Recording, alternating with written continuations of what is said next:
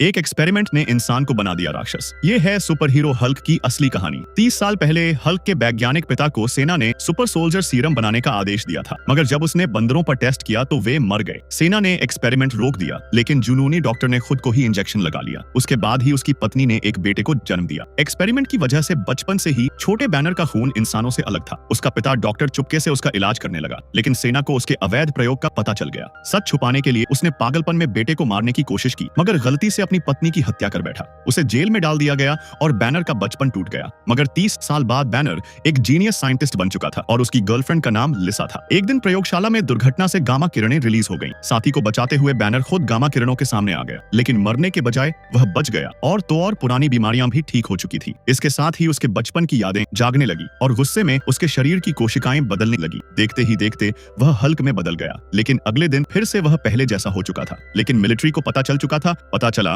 कि उसकी गर्लफ्रेंड का पिता ही जनरल था। वह उसे कैद करने आए थे। हल्क ने गुस्से में तबाही मचाई और भाग निकला। अगले दिन वह अपनी गर्लफ्रेंड के घर ही पहुंचा, जहां पहले से ही मिलिट्री जाल बिछाए बैठी थी। सेना ने उसे बेहोश किया और रेगिस्तानी बेस में कैद कर लिया। मिलिट्री ने उसकी शक्ति से सुपर सैनिक बनाने की योजना बनाई। गर्लफ्रेंड पिता से लड़ती रही, लेकिन कोई फायदा नहीं हुआ। प्रयोगों के दौरान उसकी पुरानी याद फिर से ताजा हो गई। उसे याद आया कि उसके पिता ने ही ये सब किया था। उसका गुस्सा तुरंत बढ़ गया और वह फिर से हल्क बनने लगा। गुस्से में उसने पूरी लैब तबाह कर दी। मिलिट्री ने पूरी कोशिश की, लेकिन उसका खून नहीं निकाल पाई। आखिर में वह लैब से बाहर भाग आया। रेगिस्तान में भागते ही मिसाइल और लड़ाकू विमानों ने उसे घेर लिया, मगर हल्क तो हल्क है। उसने भारी तबाही मचा दी। आखिरकार शहर में लड़ाई पहुंची, जहां गर्लफ्रेंड को देखकर उसका गुस्सा शांत हुआ और वह धीरे धीरे फिर इंसान बन गया।